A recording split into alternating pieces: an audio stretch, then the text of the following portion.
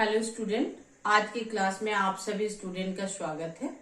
आज हम लोग पढ़ेंगे अध्याय 4 द्विघात समीकरण से संबंधित प्रश्नावली 4.3। इससे पहले हम आप लोग के साथ 2 वीडियो क्लास में मौजूद थे। उम्मीद कर रहे हैं बच्चे आप लोग दोनों वीडियो को देख लिए हैं, क्योंकि अगर आप लोग सीरियली सभी वीडियोस को फॉलो कीजिएगा तभी आप लोग का बेहतर समझ बन पाएगा। इससे पहले हम लोग प्रश्नावली 4.1 और 4.2 पढ़े हैं। 4.1 में हम लोग समीकरण का जांच करने सीखे हैं कि द्विघात समीकरण है या नहीं। प्रश्नावली 4.2 में हम लोग सीखे हैं गुणनखंड विधि द्वारा कैसे द्विघात समीकरण का मूल ज्ञात किया जाता है। आज हम लोग आएंगे प्रश्नावली 4.3 में। प्रश्नावली 4.3 में प्रश्न समाधान करने से पूर्व कुछ विशेष बातें जानना हम लोग का अत्यंत जरूरी है। तो आइए हम लोग जान लेते हैं वो विशेष बातें क्या क्या है। सबसे पहले द्विघात समीकरण के मूल ज्ञात करने की 3 विधियां। द्विघात समीकरण के जो मूल हम लोग ज्ञात करते हैं उसके 3 विधि है। 3 तरीके से हम लोग मूल ज्ञात कर सकते हैं। अच्छा, एक बात, द्विघात समीकरण का अंग्रेजी शब्द है क्वाड्रेटिक इक्वेशन, मूल का अंग्रेजी शब्द है रूट। ये जानना आप लोग के लिए जरूरी है। आप आइए 3 विधि क्या क्या है। सबसे पहला विधि है गुणनखंड विधि, दूसरा विधि है पूर्ण वर्ग बनाने की विधि, तीसरा विधि है द्विघाती सूत्र। तो हम लोग पार्ट 2 द्विघात समीकरण के दूसरे क्लास में हम लोग पढ़े हैं गुणनखंड विधि। आज हम लोग पढ़ेंगे पूर्ण वर्ग बनाने की विधि।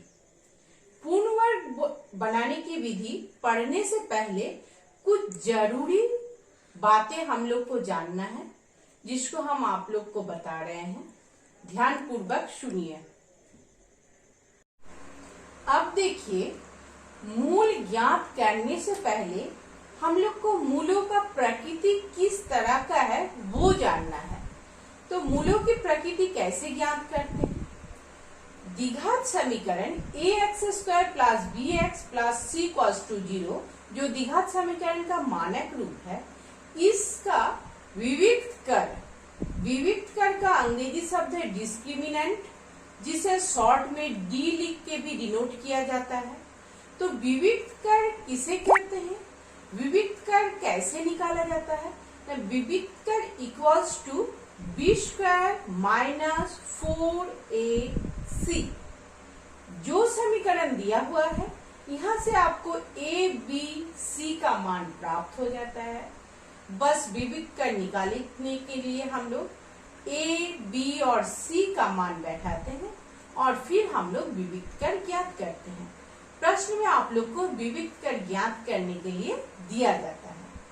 आप आइए मूलों की प्रकृति, कौन कौन सा प्रकृति होता है मूल का, वो जान लेते हैं।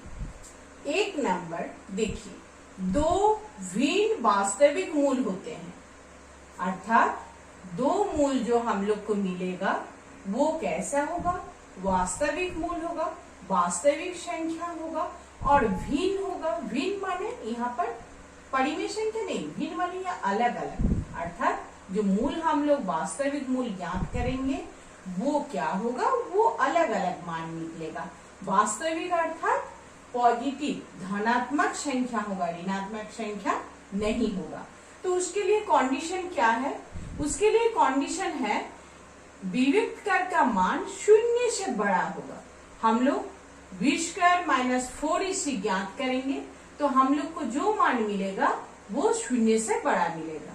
ऐसे स्थिति में कैसा मूल ज्ञात होगा? 2 भिन्न वास्तविक मूल। अब देखिए 2 नंबर शर्त क्या है? 2 बराबर वास्तविक मूल, अर्थात जो 2 मूल हम लोग ज्ञात करेंगे वो बराबर होगा। उस समय विविक्त कर कैसा होगा? विविक्त कर का मान क्या होगा? ना b² - 4ac का मान क्या होगा? 0 होगा, अर्थात बी स्क्वायर माइनस 4ac क्या होगा, शून्य के बराबर होगा। 3 नंबर देखिए, कोई वास्तविक मूल नहीं होगा, अर्थात मूल नहीं होगा उस द्विघात समीकरण में जब विविक्त कर बी स्क्वायर माइनस 4ac का मान क्या होगा, शून्य से छोटा। शून्य से छोटा माने ऋणात्मक संख्या हम लोग को मिलेगा, माइनस युक्त संख्या मिलेगा। तो ऐसा स्थिति में कोई वास्तविक मूल नहीं होगा। अब कुछ बातें आप लोग ध्यान से सुनिए। जब हम लोग को द्विघात समीकरण का मूल ज्ञात करने देगा, सबसे पहले प्रश्न में बोला जाता है कि यदि मूलों का अस्तित्व हो तो मूल ज्ञात करें। तो मूल का अस्तित्व है या नहीं, ये हम लोग कैसे जांच करेंगे, यही जांच करेंगे हम लोग विविक्त कर ज्ञात करके। विविक्त कर अर्थात बी स्क्वायर माइनस 4ac। तो मूलों का अस्तित्व, ये दो कंडीशन, पहला और दूसरा कंडीशन में ही मूलों का अस्तित्व होता है। पहला कंडीशन क्या है, दो भिन्न वास्तविक मूल, और दूसरा कंडीशन क्या है, दो बराबर वास्तविक मूल। दो भिन्न वास्तविक मूल में क्या है, बी स्क्वायर माइनस 4ac का मान शून्य से बड़ा होगा, और दो बराबर वास्तविक मूल में क्या है, बी स्क्वायर माइनस 4ac का मान शून्य का बराबर होगा। यही दोनों स्थिति अगर उत्पन्न होती है तो मूल का अस्तित्व होगा। अन्यथा यदि बी स्क्वायर माइनस 4ac का मान शून्य से छोटा हो जाता है तो कोई वास्तविक मूल नहीं होगा। ऐसा स्थिति में 3 नंबर की स्थिति में हम लोग को और आगे समीकरण का मूल ज्ञात करने के लिए कोई भी प्रोसेस नहीं करना होगा। वो विविक्त कर निकालने के बाद ही हम लोग लिख देंगे कि कोई वास्तविक मूल नहीं है। आइए आप प्रश्न का समाधान करते हैं। आइए स्टूडेंट देखिए, प्रश्न 1 में क्या लिखे हैं, 4x square plus 4√3x plus 3 equals to 0 द्विघात समीकरण का विविक्त कर ज्ञात कीजिए और मूलों की प्रकृति बताइए। तो सबसे पहले आपको क्या ज्ञात करना है, विविक्त कर निकालना है, डिस्क्रिमिनेंट निकालना है, और उसके बाद आपको बताना है कि मूल की प्रकृति कैसा होगा। तो सबसे पहले देख लीजिए यहाँ पर क्या है, समीकरण को लिखते हैं हम लोग। समीकरण है 4x square plus 4√3x plus 3 equals to 0। यहाँ पर अब बताइए आप लोग, a बराबर कितना, a बराबर, इस समीकरण को तुलना कीजिए ax square plus bx plus c equals to 0 के साथ। तो तुलना करने से हम लोग को a का मान क्या होगा 4, b का मान क्या होगा 4√3 और c का मान क्या होगा, और c का मान होगा आपका 3। कौन सा समीकरण के साथ तुलना किए इसका तुलना किए हम लोग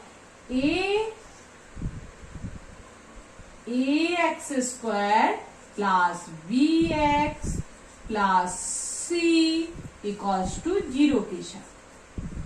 बस अब तो आप लोग जान रहे हैं विविक्त कर का क्या है सूत्र। विविक्त कर का सूत्र है, विविक्त कर, जिसको शॉर्ट में डी से भी डिनोट किया जाता है। डी माने डिस्क्रिमिनेंट का शॉर्ट फॉर्म क्या है, b square minus 4ac। B square कितना, बी स्क्वायर माने 4√3 का होल स्क्वायर, 4√3 का whole square minus 4 into a माने कितना, ए का मान है 4 और c का मान कितना है 3, ये मल्टीप्लाई इंटू है। ठीक, तो देखिए आप क्या होगा, 4√3 का होल स्क्वायर कितना होता है, 4 इंटू 4 कितना होता है 16, और √3 का होल स्क्वायर कितना होता है 3। तो 16 इंटू 3 कितना होता है 48।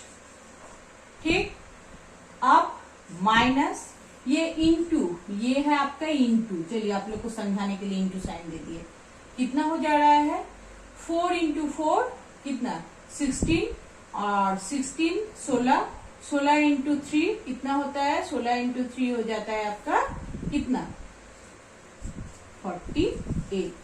अब 48 माइनस 48 कितना हो जाएगा 0। तो देखिए हम लोग का विविध कर का मान आया 0। हम लोग शर्त में देखे हैं, 2 नंबर शर्त में देखे हैं कि अगर बी स्क्वायर माइनस 4ac का मान 0 आता है तो मूल कैसा होता है 2 बराबर वास्तविक मूल।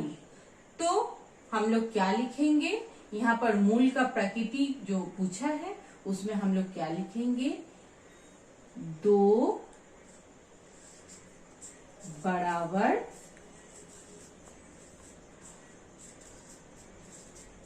वास्तविक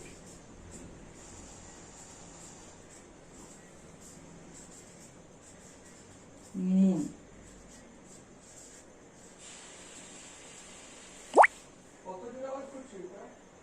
आइए स्टूडेंट और एक प्रश्न हम लोग देख लेते हैं जिसमें द्विघात समीकरण दिया हुआ है 2x स्क्वायर प्लस एक्स प्लस 4 इक्वल्स टू 0।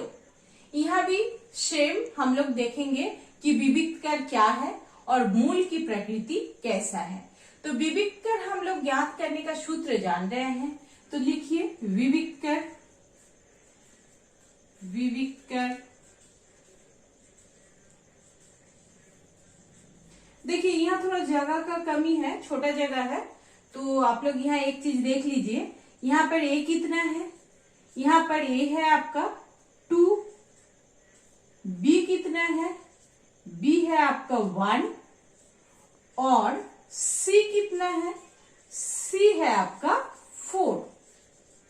ठीक, अब देखिए यहाँ पर, अच्छा यहाँ पर अगर कहीं पर माइनस रहता तो हम लोग जरूर से ध्यान देते, हम लोग हर हमेशा इसका तुलना ax square plus bx plus c के साथ कर रहे हैं, तो माइनस रहता तो वो फिर a b c के मान के साथ युक्त हो जाता। आगे इस तरह का प्रश्न आएगा तो फिर हम आप लोग को बता देंगे। अभी जो प्रश्न है देखिए, इसमें विविध कर हम लोग ज्ञात करेंगे। विविध कर d इक्वल्स टू क्या है सूत्र, v स्क्वायर माइनस 4ac। तो आपका बी स्क्वायर कितना है, बी स्क्वायर है आपका 1 स्क्वायर माइनस 4 इंटू ए का मान कितना है 2 और सी का मान है 4। तो कितना हो गया 1 का स्क्वायर हो गया 1 और यहां मल्टीप्लाई करके कितना हुआ 4 इंटू 2 कितना होता है 8, 8 इंटू 4 कितना होता है 32। ठीक, तो कितना हो गया। अब अगर 1 से 32 को घटाएंगे तो कितना हो जाएगा, 1 से 32 को घटाएंगे तो 31 होगा, और 31 के आगे क्या साइन होगा, बड़ी संख्या है 32, 32 का साइन है माइनस, तो यहाँ होगा माइनस। अब हम आप लोग को बताए थे कि जब बी स्क्वायर माइनस 4ac का मान क्या होगा 0 से छोटा, माइनस माने क्या 0 से छोटा, तो 0 से छोटा जब होगा तो कैसा होगा, मूल का प्रकृति होगा कोई वास्तविक मूल नहीं है। तो यहाँ पर ये क्या हो गया, ये माइनस साइन युक्त संख्या हम लोग को मिला। तो क्या मिला हम लोग को, इसको हम लोग क्या लिखे लेस देन 0। कोई भी संख्या अगर माइनस होती है तो वो संख्या 0 से छोटी होती है। तो यहाँ पर विविध कर का मान आ गया कितना, विविध कर हो गया आपका माइनस 31 और इसका मूल का प्रकृति कैसा हो गया, मूल का प्रकृति लिखते हैं यहाँ पर मूलों की प्रकृति, ये ज्ञात कर रहे हैं ना हम लोग, तो क्या लिखेंगे कोई वास्तविक मूल नहीं है, कोई वास्तविक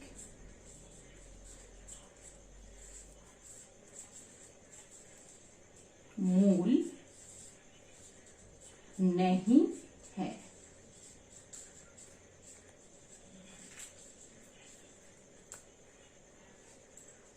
उम्मीद कर रहे हैं स्टूडेंट आज जितना पढ़ा है आप लोग समझ गए हैं।